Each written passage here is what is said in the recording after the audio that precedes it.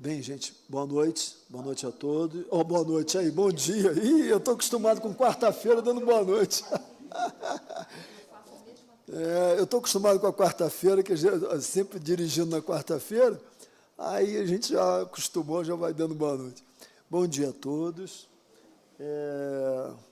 Bom dia também aos internautas que estão nos assistindo nesse momento. Vamos dar alguns recados aqui. Gente, com relação às coisas do bazar, a gente já está retornando, já está recebendo novamente doações para o novo bazar que vai ter futuramente, né? Então, pelo menos, a gente está começando agora, quer dizer, a juntar tudo isso novamente. Só não estamos recebendo roupas íntimas, pelo amor de Deus, porque isso a gente viu que não está dando certo. Então, as pessoas precisam ter um pouquinho só de bom senso, né, para não ficar mandando roupa suja para cá, pelo amor de Deus, né, que aí é o fim, né? E desculpe o comentário. Então, é isso aí. E com relação aos cursos que temos na nossa casa, terça-feira nós temos o curso do Livro dos Espíritos, né, a parte da tarde, 3 horas até as 5, né? E também tem o Livro dos Médiuns também, né, que é uma outra reunião simultânea. Então, ocorre tudo isso simultaneamente na casa. De um lado tem um estudo, né, do Livro dos Espíritos, do outro lado tem um estudo do Livro dos Médiuns também, para aqueles que querem se informar e até futuramente participar de uma reunião mediúnica, né? E qualquer outra dúvida que possamos ter, que alguém possa ter, gente, nós temos um informativo ali na frente, né? Qualquer coisa é só perguntar ao nosso amigo ali, o Edson, ali, que ele está ali para orientar o pessoal ali e tal. Fala assim, tem informativos aqui com todos os cursos, dia das reuniões na casa, quarta-feira é às 8 horas da noite, né? E aos domingos, como todos já sabem, 10 horas da manhã, né? Então, não vou tomar muito tempo com recados e muitos recados, não, para não atrapalhar aqui a nossa oradora que está aqui para fazer a sua palestra. Bom, gente, vou pedir que desligue os celulares. Quem trouxe celular, pelo amor de Deus, desliga os celulares, porque isso atrapalha a beça. Às vezes a pessoa esquece de desligar, não faz nem por mal, mas aí tem sempre um parente que liga, ou o filho, ou a filha, enfim. E aí vai tocar no meio da palestra. Isso desconcentra a pessoa, né? Agora, nós vamos ler uma mensagem, né, para fazermos a nossa prece inicial, né? Então, vamos lá. O nome da mensagem é Adultério e Prostituição. Acho que isso aqui tem muito a ver com a palestra da nossa amiga no dia de hoje. A gente sabe que hoje é o domingo de Páscoa, mas tudo está interligado, né? Adultério e prostituição. É curioso notar que Jesus, em se tratando de faltas e quedas nos domínios do espírito, haja escolhido a queda da mulher em falhas do sexo para pronunciar a sua inovidável sentença. Aquele que estiver sem pecado, atire a primeira pedra. Dir-se-ia que no rol das defecções, deserções, fraquezas e delitos do mundo, os problemas afetivos se mostram de tal modo encravados no ser humano que pessoa alguma da terra haja escapado no cardume das existências consecutivas aos chamados erros do amor.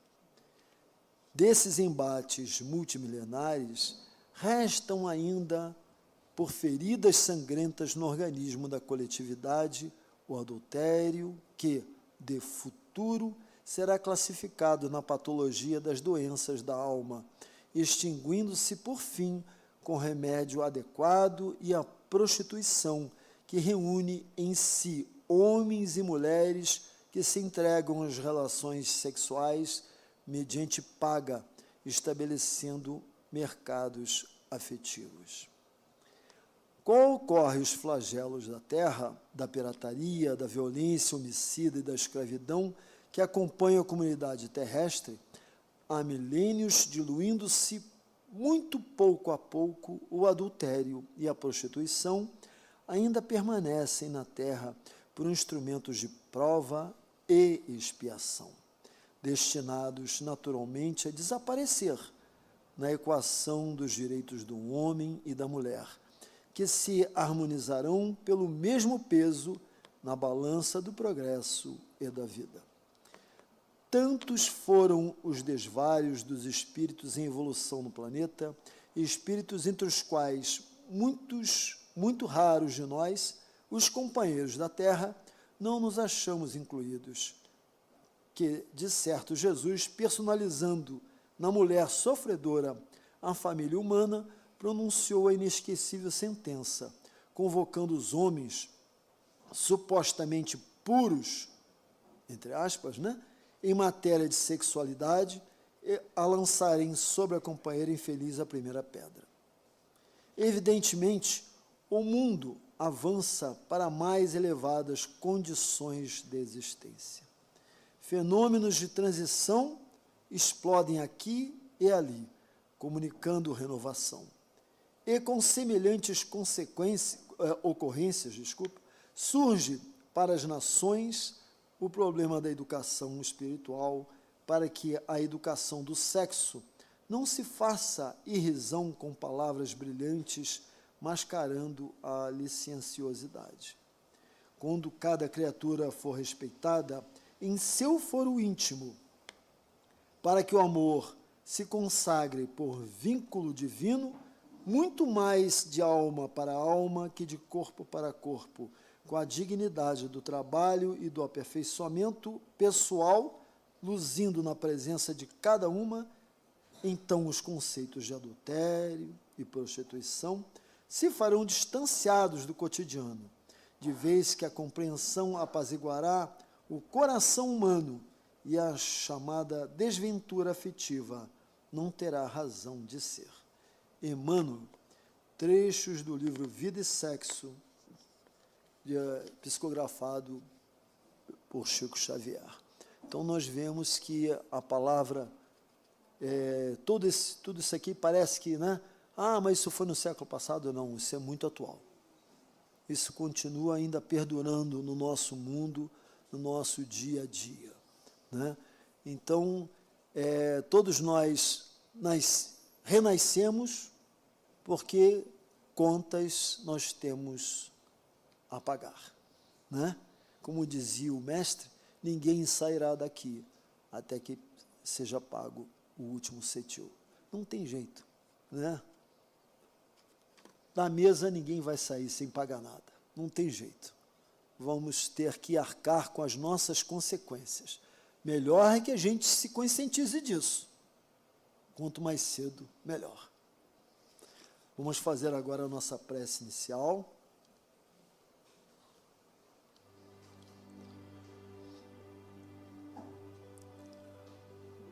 Pai amado e Mestre Jesus, abençoa a todos nós nesse domingo de hoje, que é um domingo de Páscoa,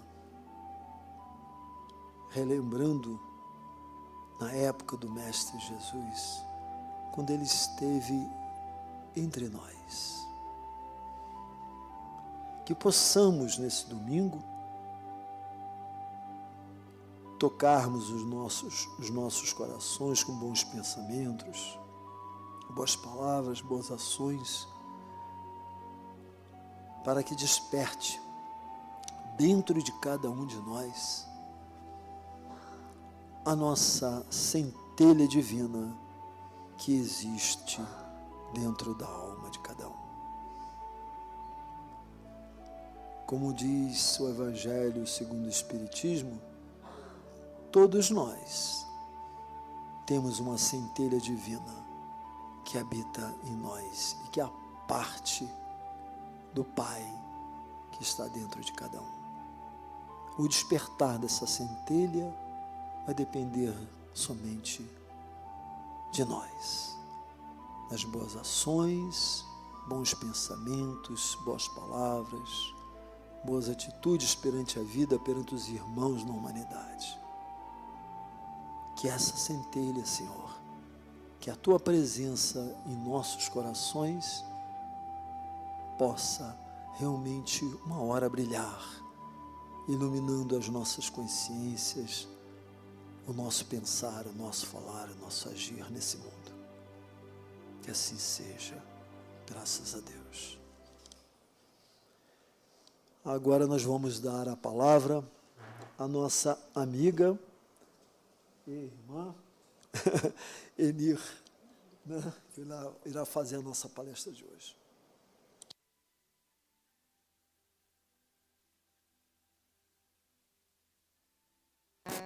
E agora? Bom dia a todos. Inicialmente, pegando o gancho da mensagem de abertura, é interessante as colocações da mensagem, porque ela nos remonta a muitas reflexões, essa passagem da mulher adúltera. Adultério, a palavra adultério, ela significa infidelidade conjugal. Mas, por outro lado, o texto, ele nos deixa uma abrangência para que a gente possa refletir, quando Jesus disse, atire a primeira pedra, quem tiver isento de pecados, para nós pensarmos onde tem andado as nossas infidelidades. Porque... Obrigada. Assim é melhor, né? Porque, às vezes, não praticamos a infidelidade conjugal, mas, às vezes, praticamos outras infidelidades. Infidelidade aos ensinamentos de nosso Senhor Jesus Cristo, no nosso dia a dia, nas relações interhumanas. Então, essa é a reflexão inicial para a gente começar a pensar sobre essa passagem da mulher adúltera. Foi utilizado uma mulher, mas, figuradamente, essa mulher, ela vai simbolizar a humanidade terrestre, no ponto em que estejamos às voltas na vivência e na prática das leis de nosso Senhor Jesus Cristo, acima de tudo, nas leis de Deus, melhor dizendo.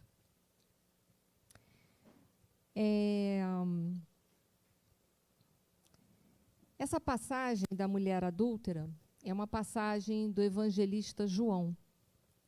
E como toda passagem de nosso Senhor Jesus Cristo, independente do evangelho que formos utilizar, nós precisamos refletir que toda passagem de Jesus, ela pode ser interpretada num sentido restrito. Não, disseram que não. Está ligado. Agora tá bom. Num sentido restrito ou no sentido mais amplo, ou seja, numa forma analítica ou numa forma de síntese. É aí que existe uma frase muito utilizada no movimento espírita, em que é dito que nós precisamos extrair da letra o... Ninguém lembra? O espírito. Então, é o que nós vamos tentar nessa manhã, extrair um pouco dessa letra, o espírito. Tirar aquilo que está nas entrelinhas, tirar essa mensagem que não é uma mensagem só restrita a um povo, mas é uma mensagem que também foi direcionada a toda a humanidade terrestre. Porque se nosso Senhor Jesus Cristo, Ele é um dos governadores do planeta Terra, Ele não ia enviar uma mensagem ou pronunciar uma mensagem tão somente dirigida a um povo, mas sim a uma coletividade chamada humanidade terrestre. Como eu disse, essa passagem é retirada do Evangelho de João. E o Evangelho de João, ele tem algumas características que nós precisamos levar em conta quando a gente for ler as passagens ou até mesmo estudá-las. Uma delas é que 80% do que está escrito no Evangelho de João não guarda nenhuma relação com os evangelhos sinóticos, que são os evangelhos de Mateus, Marcos e Lucas. Então, 80% do que está lá no Evangelho de João está só no Evangelho de João. Nós não vamos encontrar nenhuma relação com os outros evangelistas. É um evangelho muito espiritual.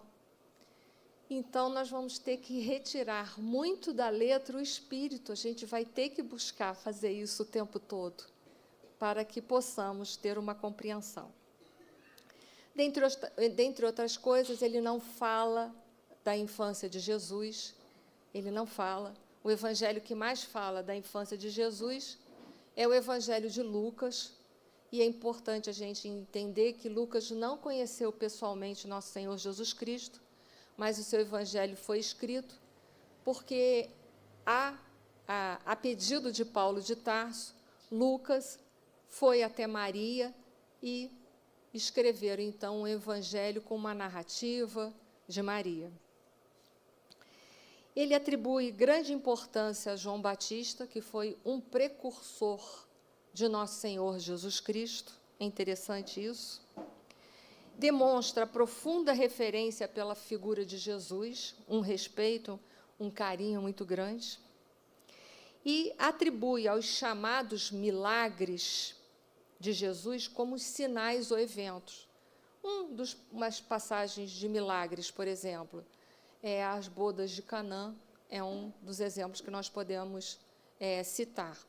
Então, é sempre importante, se ele está falando de milagres, ele está querendo interpretá-los como sinais ou eventos, nós precisamos entender aquele simbolismo e não levar exatamente ao pé da letra. É também o evangelho que falou sobre o Consolador prometido, que viria muito tempo depois. E o Consolador prometido é a terceira revelação, é a doutrina dos Espíritos. Então, é um evangelho muito, mas muito interessante mesmo. Voltando à passagem, essa passagem da mulher adúltera está em João, capítulo 8, versículos de 1 a 11. E aonde estava Jesus quando ele pronunciou essa passagem da mulher adúltera? É importante sabermos aonde que Jesus estava. Jesus estava em Jerusalém. Em Jerusalém. Jesus estava, antes de pronunciar essa passagem, ele estava no Monte das Oliveiras. E as questões geográficas também eram utilizadas por Jesus como símbolos para nos deixar algum tipo de ensinamento. Então, se eu penso no monte, eu penso o quê? Num lugar mais alto. Para eu chegar a um monte, eu tenho que despender energia, eu preciso trabalhar, eu preciso fisicamente, despender energia para subir e chegar ao monte. Então, ele já deixa para nós ali algum nível de informação, que para nós nos verticalizarmos, é preciso que haja um trabalho incessante internamente, porque não é um trabalho físico. Para nós verticalizarmos, nós precisamos empenhar ou desempenhar um processo, de trabalho, para verticalizar, um processo de trabalho íntimo, de autoconhecimento e de reforma íntima. Então, ele estava no Monte das Oliveiras, mas todo aquele também, olha que interessante, que um dia galgou um patamar melhor de evolução, ele tem uma responsabilidade muito grande com aqueles que estão na retaguarda. É uma outra questão que nós não podemos esquecer, porque muito será cobrado a quem muito foi dado. Então, aqueles que estão a um passo à frente, eles são responsáveis pelo progresso espiritual daqueles que se encontram na retaguarda. E é exatamente isso que diz no Livro dos Espíritos, na terceira parte, quando retrata a parte da lei de progresso, que aquele que está mais à frente tem que ajudar aquele que se encontra na retaguarda. E Jesus, que vivia plenamente as leis de Deus, porque ele era um espírito puro, ele estava em comunhão perfeita com o Pai e vivia plenamente essas leis. Ele dá o exemplo disso. Ele estava no Monte das Oliveiras e ele desce naquela manhã e vai até o Templo de Jerusalém socorrer. Socorrer quem? E aí que a gente pergunta, para onde ele estava indo? Para o Templo de Jerusalém. Ué, e ele vai socorrer o Templo de Jerusalém e era necessário socorrer aquele povo? Havia algo de errado lá naquela religião? É a pergunta que nós temos que fazer. Nas leis que envolviam, que eram divulgadas por aquela religião, não. Mas a forma com que divulgavam as religiões, sim. Como que eram conhecidos, ou qual era a fama dos fariseus e dos doutores da lei? A palavra começa com H. Eles eram pessoas hipócritas. Havia uma grande hipocrisia. Então, a religião, os ensinamentos da lei de Deus eram todos permeados por essa hipocrisia, todos permeados pelos interesses pessoais. Existe uma questão do Livro dos Espíritos que Kardec pergunta para os espíritos, assim mais ou menos, né? Ele fala assim, posto de lado os defeitos e os vícios de uma pessoa, por que indício nós podemos verificar os seus defeitos? Eu não me lembro de cabeça agora o número da pergunta, mas se eu lembrar até o final eu falo. E aí a gente pensa assim, mas posto de lado os defeitos e os vícios de uma pessoa, por que indício podemos verificar as suas imperfeições? Eu penso, não sobrou nada, né? Mas sobrou. Aí a resposta é, pelos interesses pessoais. Os interesses pessoais fazem com que a máscara da hipocrisia e da falsa bondade e caridade venha por terra. E era exatamente isso que estava acontecendo ali. Então, Jesus não sai do Monte das Oliveiras por um acaso, a esmo, de qualquer maneira, para ser narrada essa passagem. João é cuidadoso, é muito cuidadoso. E Jesus desce para salvaguardar aquele povo dele mesmo, que não estava vivendo exatamente as leis de Deus, mas sim divulgando e pregando os seus interesses pessoais. E aí amanheceu, Jesus então volta para o templo. E toda vez que Jesus ia para o templo, ele ia para o pátio onde o povo tinha acesso, onde todo o povo poderia ali e se reunir no templo. Jesus, ao chegar ali, como sempre, todos se reuniam ao seu redor para o quê? Ouvir suas palavras. Que, aliás, ouvir Jesus deve ser uma maravilha. Então, todos se reuniam. Mas, em dado momento, de que Jesus lá estava no templo de Jerusalém, no pátio propriamente, né? Os mestres da lei e os fariseus trazem para ele uma mulher que foi surpreendida em adultério. Fizeram-na ficar em pé diante de todos. Nada pior do que isso, sermos expostos diante das nossas fragilidades. É um verdadeiro ato de descaridade. Foi surpreendida em adultério e foi levada a um lugar público, onde estavam reunidos muitas e muitas pessoas, onde todo o povo poderia estar naquele instante. Esta mulher, surpreendida em adultério, lá foi levada. Foi colocada de pé, no meio de todos, para que todos pudessem ver quem era essa mulher e saber o que esta mulher tinha feito de errado. E aí isso me remontou a uma outra passagem de Jesus.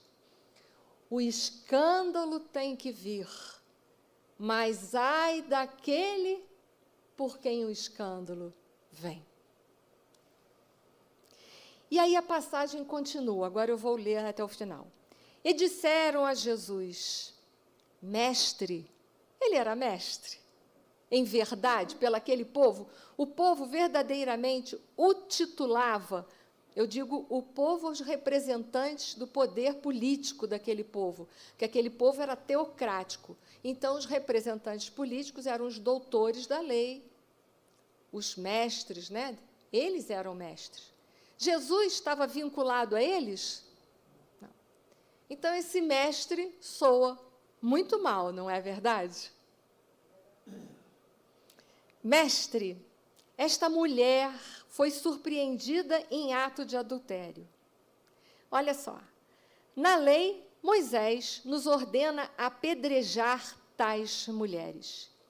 E o Senhor, o que diz? Eles estavam usando essa pergunta como armadilha, a fim de terem uma base para acusá-lo. E a gente vai ver isso com detalhes. Mas Jesus inclinou-se e começou a escrever no chão com o dedo. Visto que continuavam a interrogá-lo, ele se levantou e lhes disse, se algum de vocês estiver sem pecado, seja o primeiro a tirar a pedra. Inclinou-se novamente e continuou a escrever no chão.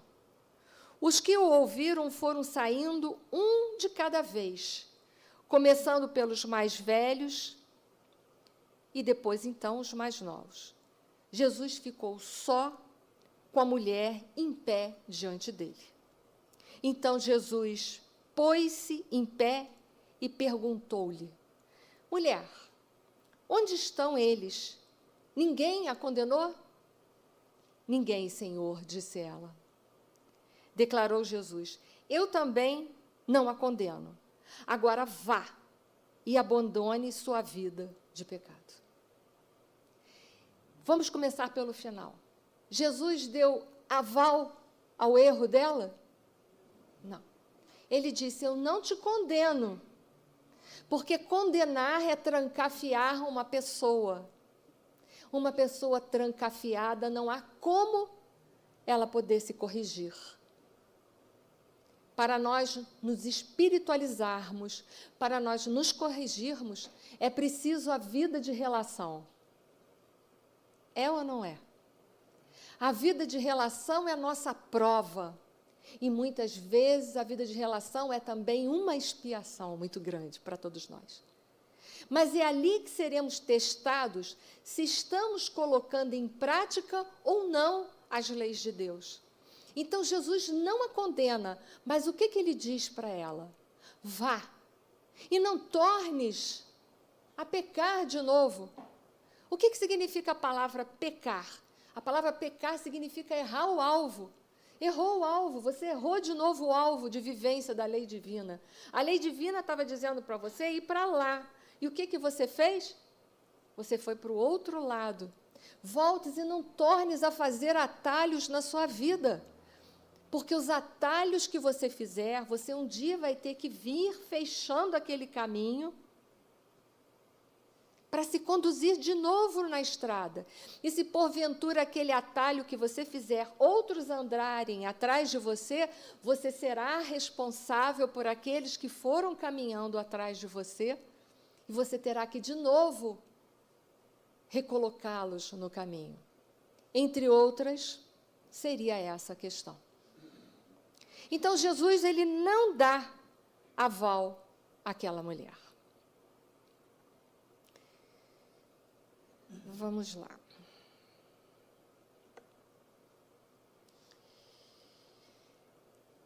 Uma das primeiras coisas que a gente já tocou foi a questão desses doutores da lei e fariseus terem levado essa mulher nesse pátio publicamente colocou ela em completa evidência para ser julgada.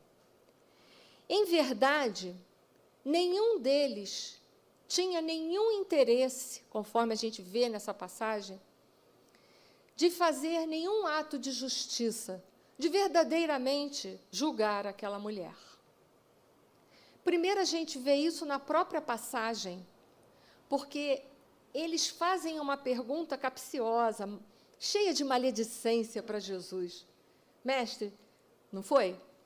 A malícia? Porque eles dizem, o que está escrito nas leis mosaicas? As leis mosaicas dizem que se uma mulher for pegada em adultério, que ela tem que ser apedrejada até a morte. E tu, o que dizes? Então, a gente já vê que só a passagem já narra isso com muita evidência. Uma outra questão, que talvez vocês não saibam, mas é uma questão histórica, nós sabemos que o povo judeu era escravo dos romanos, correto? Então, havia sido tirado deles todo o poder de tirar a vida de alguém. Eles não poderiam sentenciar ninguém à morte. Só quem podia fazer isso, oficialmente, era o governo romano. Então, a gente vê aí, mais uma vez, o aspecto da malícia deles em relação a Jesus. E, ao mesmo tempo, a falta de caridade para com aquela mulher. Ela foi pega em adultério, mas eles não poderiam aplicar a lei do povo deles, que a lei do povo deles dizia o quê? Apedreja ela até ela morrer. Porque eles não tinham esse poder. Então, mais uma vez, a gente vê a descaridade deles em relação à mulher e, ao mesmo tempo, eles tentando jogar nosso Senhor Jesus Cristo numa armadilha. Por quê a armadilha? Se Jesus dissesse assim para eles, ora, a lei mosaica não diz que se uma mulher é pega em adultério, ela deve ser apedrejada até a morte? Duas coisas aconteceriam ali naquele momento. Uma, ele se colocaria contra o governo de Roma, que havia sido tirado o poder deles de vida e de morte sobre as pessoas. Então, ele cairia na armadilha e os romanos iriam se encarregar de prendê-lo, porque ele estava infringindo as leis, as determinações do Império Romano. E mais ainda, se ele dissesse, faz o que está na lei, que é mandar apedrejar, ele colocaria em contradição tudo o que ele mesmo pregou. Porque o que Jesus pregava diante dos erros dos outros? Que nós devemos perdoar os nossos irmãos 70 vezes, 7 vezes. Então, a pergunta foi muito bem urdida, mostrando o quanto aqueles homens que representavam tanto a religião quanto as leis daquela nação, o quanto aqueles homens eles eram astutos. A presença da astúcia estava neles. Porque ali Jesus automaticamente seria condenado. Ou seria preso pelas leis romanas, ou ele colocaria a perder tudo que ele tinha pregado até o presente momento. Então, a gente vê a presença de um comportamento humano. O homem, quando ele não é violento, ele age por um outro mecanismo que é semelhante à violência, que se chama astúcia. Dois comportamentos equivocados diante das leis de Deus.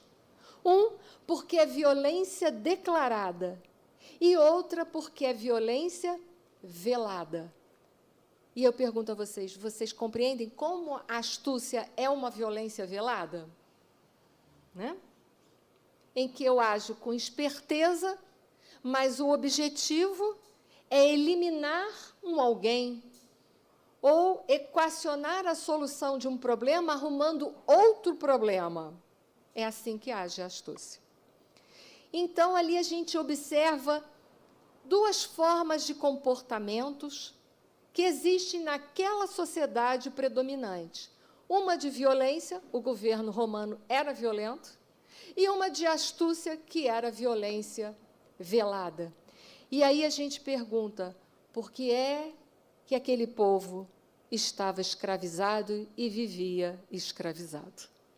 Dentre muitas outras coisas, uma razão nós já encontramos para entender a lei de causa e efeito, ou a lei de ação e reação, como é colocada para nós.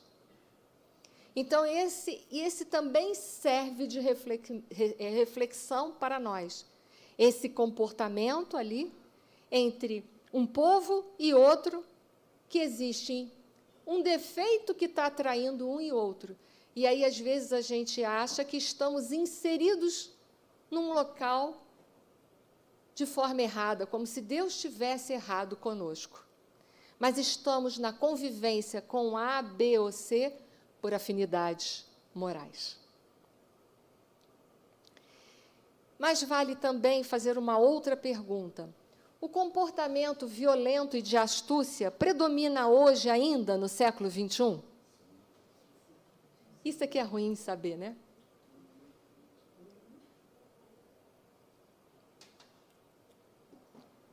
Vamos avançar mais um pouquinho. Deixa eu ver onde eu estou, que a gente vai pulando, né?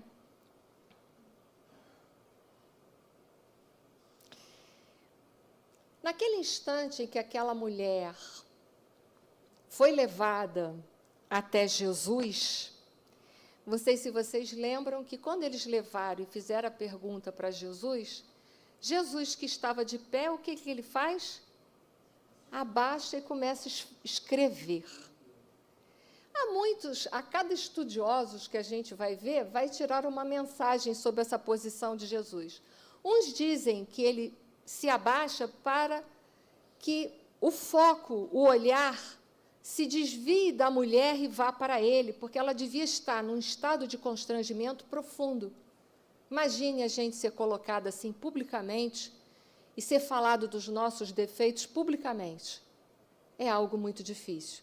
Alguns dizem que ele se abaixa para que o olhar seja desviado dela e seja dirigido para ele, para que ela pudesse ter um fôlego naquele instante. Mas outros dizem também que, ao abaixar no chão, que dizem que ele escrevia algo, alguns dizem que, naquele instante, ele escrevia: não façais aos outros o que não quiserdes que vos façam. Mas a gente sabe que a passagem, ela não para aí. Eles levam aquela mulher, mas eles insistem no interrogatório quanto à questão do que deve ser feito com aquela mulher que foi pega em erro e infidelidade, cujo conceito infidelidade, a gente viu que nós podemos ser infiéis em muitos outros aspectos da nossa vida. E aí, então, como eles insistiram, diz a passagem, Jesus, então, levanta de novo e vai dar a resposta. E, nesse instante, eu agora que fico imaginando, quando Jesus levanta de novo e vai dar a resposta, é natural, quando a gente levanta para dar a resposta, a gente dirigir o olhar para quem vai receber a resposta. E eu fico imaginando o que era o olhar de Jesus. Devia ser um escaneamento da alma, né? Não tem como dizer para Jesus, não fiz. Não tem como naquele instante, né? Eu que fiquei imaginando, porque é o que a gente faria, né? Se você está me perguntando, eu levanto, viro o olhar para você e te respondo. Eu imagino o que foi o olhar de Jesus naquele instante. Para os... até hoje aquele olhar deve estar ecoando, né? E aí, então, Jesus, conhecedor da alma humana, dá uma resposta que é maravilhosa, que iria ecoar 21 séculos dentro da nossa mente. Ele diz: aquele que tiver sem pecados, sem ter errado, sem ter saído fora nem um minuto das leis de Deus, atira a primeira pedra. Ali tem um envolvimento de uma psicologia tão profunda de Jesus, porque até então aquela mulher que tinha sido levada ali, que na sociedade não tinha lugar nenhum para ela não era conceituada para nada. Ela não podia sair na rua sozinha, ninguém podia se dirigir àquela mulher não servia nem como testemunha nos tribunais do próprio povo. Um escravo romano tinha muito mais poder de palavra do que aquela mulher, do que qualquer mulher dentro daquela sociedade. A mulher era muito mal conceituada naquele tempo. Aquela mulher estava ali sendo utilizada por todos aqueles homens como bode expiatório, que projetavam nela todas as suas sombras e seus pecados. Tipo assim, vou explicar melhor. Nós só fazemos coisas erradas por causa de você. Né? Remontando a questão de Adão e Eva. A mulher é que leva o homem para o mau caminho. Então, eles projetavam naquela mulher todas as suas sombras. Um mecanismo de projeção, um mecanismo de fuga do ego. Projeta no outro aquilo que você traz dentro de vocês. Apedrejar aquela mulher simbolizava para aquele povo tão machão. Seria como se apedrejá-la matasse. Matar aquela mulher significava a mesma coisa que matar o pecado que estava dentro deles. Como se isso fosse possível.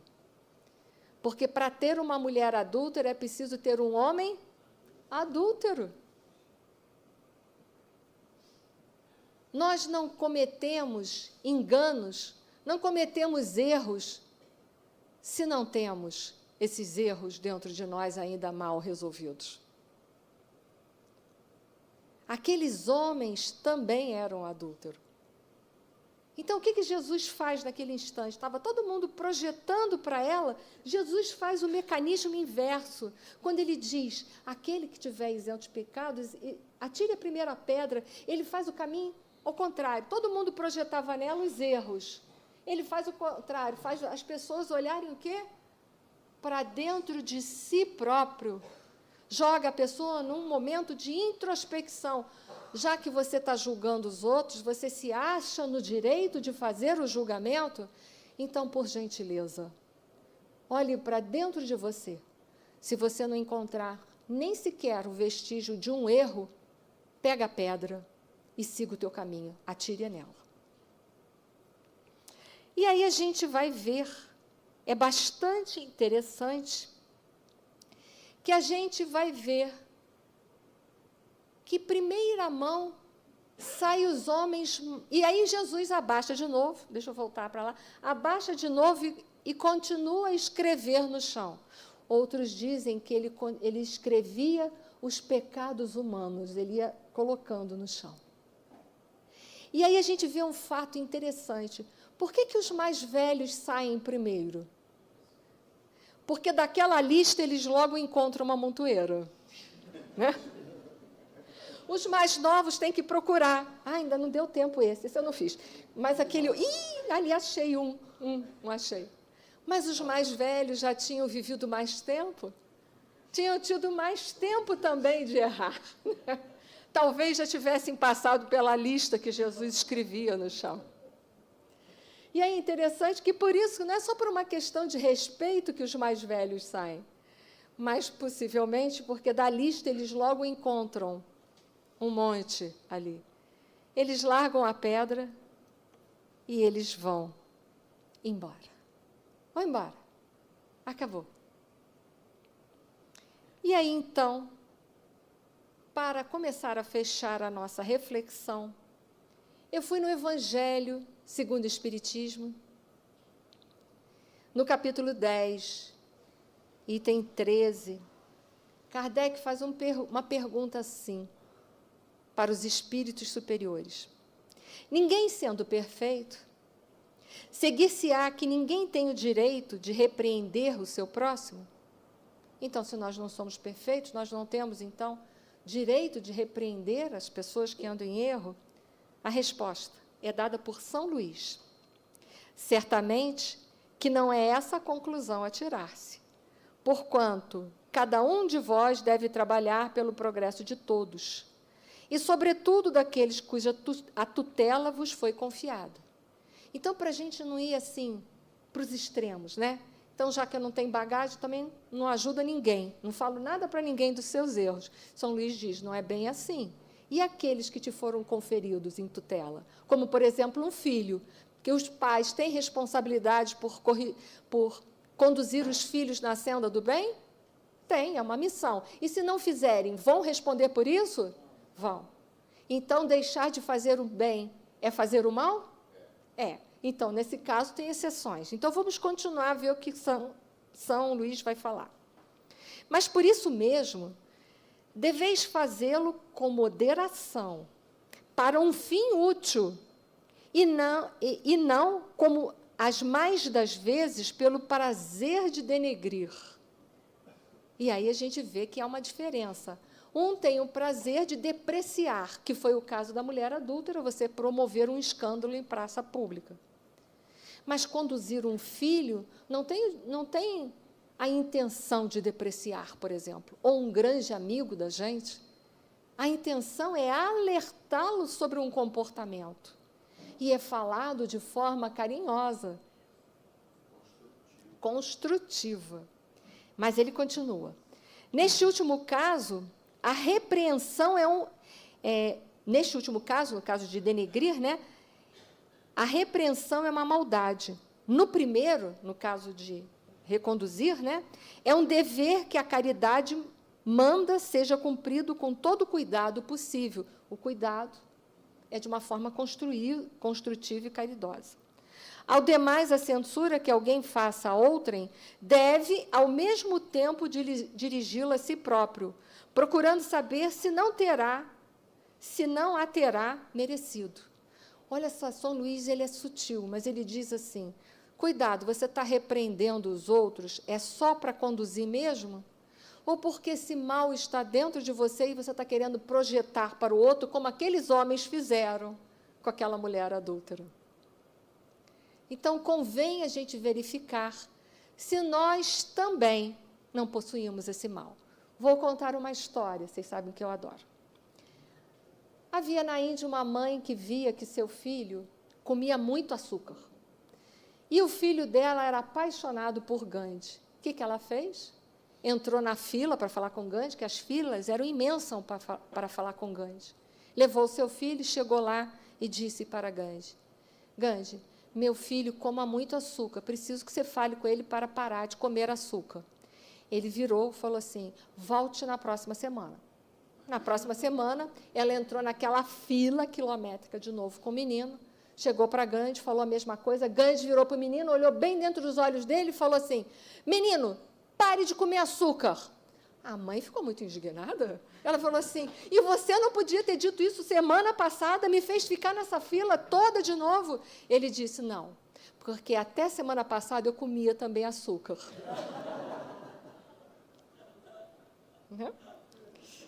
Então, a gente precisa compreender que, para ensinar, é preciso exemplificar.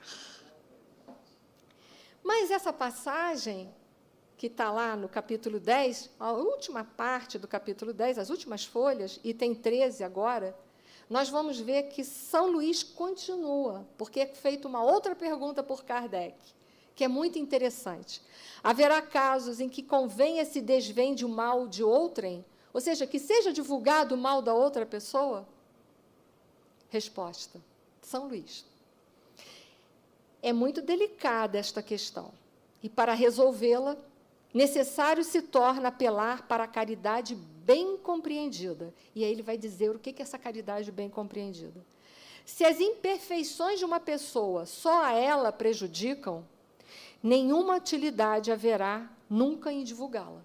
Então, se o que ela faz só prejudica ela, não precisamos divulgar os 4 ventos, ok? Porém, ele continua, se, porém, pode acarretar prejuízos a terceiros, deve-se atender de preferência ao interesse de um número maior. Segundo as circunstâncias, desmascarar a hipocrisia e a mentira pode constituir um dever, pois mais vale caia um homem do que vierem muitos a serem suas vítimas. Em tal caso, deve-se pesar a soma das vantagens e dos inconvenientes. Então, se o mal que aquela pessoa faz é só ela, ok. Mas se vai atingir a um número de pessoas, a uma coletividade, é um dever que a caridade manda que venhamos a divulgá-la. É difícil, né? Mas é um dever.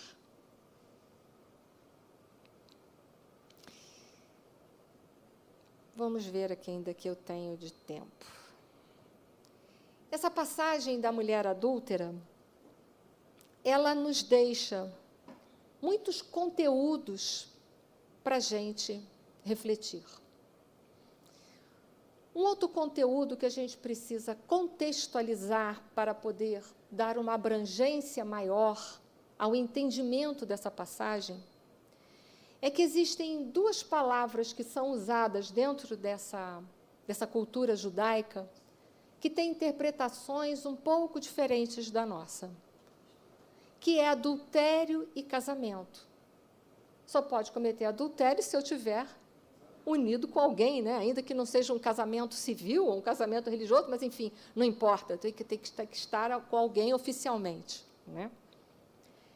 A palavra casamento é muitas vezes usada nos textos dos escritos deles religiosos, simbolizando a nossa comunhão ou a nossa união com Deus.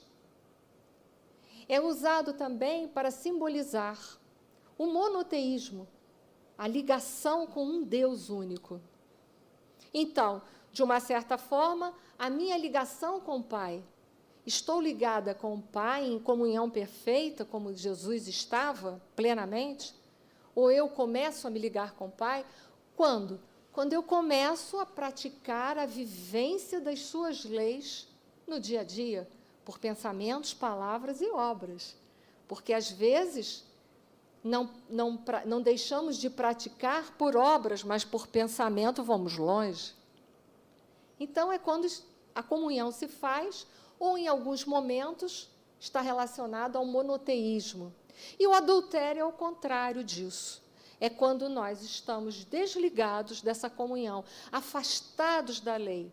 Em outras palavras, poderíamos dizer, servindo a mamão, servindo a matéria, ao mundo material. Ou, num outro sentido, no sentido deles, quando esta vivência do monoteísmo é abandonada e se vive o politeísmo, a adoração de vários deuses. Então, tem essa interpretação também dentro da cultura. E aí, a gente, voltando para a interpretação mais universal, sobre a palavra adultério, que significa o rompimento ou deixar de viver essa comunhão com Deus. E aí a gente tem que refletir se nós estamos buscando viver essa comunhão 24 horas. Se nós estamos tentando de verdade viver esse processo do religare, esse processo de vivenciar e praticar as leis de Deus. É bem verdade, relembrando uma passagem do Evangelho que diz lá: reconhece-se o verdadeiro espírita pelo esforço em que ele emprega em domar suas más inclinações, as minhas sombras. Então, estamos tentando domar as nossas paixões? Se estamos no caminho da comunhão, do religare com Deus. Porque Deus já está ligado a nós 24 horas. Deus é onipresente, Ele está em todos os lugares, está fora de nós e está dentro de nós. Mas a questão é nós estarmos 24 horas com Deus. Nós estamos às 24 horas com Deus? Ou, vez por outra, nós oscilamos e, ao invés de servirmos a Deus, vez por outra, servirmos aos nossos interesses pessoais? Essa é a reflexão. Essa é a infidelidade a qual Jesus se referia, da qual nós deveríamos estar refletindo 21 séculos depois. A mulher adúltera é um simbolismo para todos nós de reflexão daquilo que estamos buscando vivenciar verdadeiramente. As leis de Deus ou não. O mundo está, a cada dia que passa, mais próximo do mundo de regeneração. O mundo em que o mal não vai mais prevalecer, porque o mundo de provas e expiações, está lá no Evangelho, capítulo 3, ele prevalece. Mas o mundo em que o bem começa a predominar. O bem é a lei de Deus que começa a ser praticada entre nós. E o resumo da lei de Deus, Jesus deixou para nós, que é amar a Deus sobre todas as coisas e ao próximo de que forma? Como a nós mesmos. Então, tudo começa no alto amor, porque quem vai trabalhando as suas sombras, transformando os vícios em virtudes, vai tendo subsídios de amor para amar o próximo como a si mesmo. Porque ninguém pode dar ao próximo aquilo que não possui. Como eu vou dar amor ao próximo se eu não tenho nem amor por mim mesma? Se eu continuo errando. Um exemplo. Quando eu pratico um mal, quem é a primeira pessoa a ressentir esse mal? Nós mesmos. Por isso que eu digo, se eu não trabalho as minhas imperfeições, eu nem ao menos me amo. Então, para amar o próximo, requer que eu trabalhe as sombras que existem dentro de mim. E aí, se eu me amo, através do autoconhecimento e da reforma íntima, dessa transformação diária, eu tenho subsídios verdadeiros e não hipócritas, mascarados, mentirosos. Eu tenho subsídios reais, verdadeiros, para amar o próximo, na medida em que me amo, ou seja, nem mais nem menos, porque aquele que só ama o próximo, ele é um exibicionista. Assim como aquele que só ama a Deus é um fanático, e da mesma maneira que aquele que só ama a si mesmo é um egoísta. Nós estamos falando do amor verdadeiro. Então, se eu amo na mesma medida, a mim e ao próximo, sem nenhum esforço eu completo a tríade. Eu amo aquilo que eu não vejo, que é Deus. Então, essa é a proposta dessa passagem da mulher adúltera. Agora, para finalizar, eu vou recorrer às tradições espirituais por Amélia Rodrigues, no livro Pelos Caminhos de Jesus, mas tem também no Trigo de Deus. Dizem que mais tarde, depois da praça pública, aquela mulher foi encontrar Jesus e narrar para ele o que tinha acontecido sem justificativa, porque quem se justifica não se modifica. Ela disse que caíra pela fraqueza logo depois do casamento. O marido, logo após o casamento, ele começou a deixá-la sozinha. Ia para as farras, ia para as noites, e não ligava mais para ela. E ela tentou, de todas as maneiras, a vencer a tentação, mas ela não suportou. E um dia, ela cedeu ao intrigante. Jesus não deu aval para ela. Mas ela disse, e agora, Senhor, o que eu vou fazer? Toda Jerusalém sabe que eu sou uma adúltera, não poderei ficar aqui, não tenho para onde ir e como viver. Voltar para o meu marido não posso mais. Ele também sabe agora da minha situação. Voltar para a casa dos meus pais também não. O que eu vou fazer da minha vida? E Jesus vira para ela e fala, é verdade que a memória do povo é bem duradoura para as faltas alheias. É bem verdade, minha filha. Mas você pode seguir para outros caminhos, se renovar, ir para outro lugar, começar vida nova, novos caminhos, novos comportamentos, dê nova direção ao seu coração agora evangelizado. E assim, ela foi embora de Jerusalém, renovada pelas palavras de Jesus, por sua compreensão dos seus ensinamentos. E passaram 10 anos. 10 anos, ei-la em Tiro, em uma casa humilde, onde ela recebe peregrinos cansados e enfermos que não tem ninguém para acolhê-los. Era um pouso de amor que ela erguera ali naquele local. Não esquecera jamais daquele entardecer e daquela entrevista noturna com nosso Senhor Jesus Cristo. Tornara-se agora uma divulgadora da Boa Nova. De seus lábios brotavam espontâneas referências ao doce Rabi, alentando as almas enquanto limpava as chagas daqueles corpos doentes que por ali paravam. Foi em um cair da tarde que lhe trouxeram um homem quase morto. Ela lhe lavou, lhe pesou as chagas, deu-lhe caldos reconfortantes. Então, logo, o percebeu aliviado das dores físicas, lhe ofereceu a mensagem de encorajamento em nome de Jesus. Emocionado, confessava ele, o moribundo, que conhecera o Galileu um dia, um infausto dia em Jerusalém.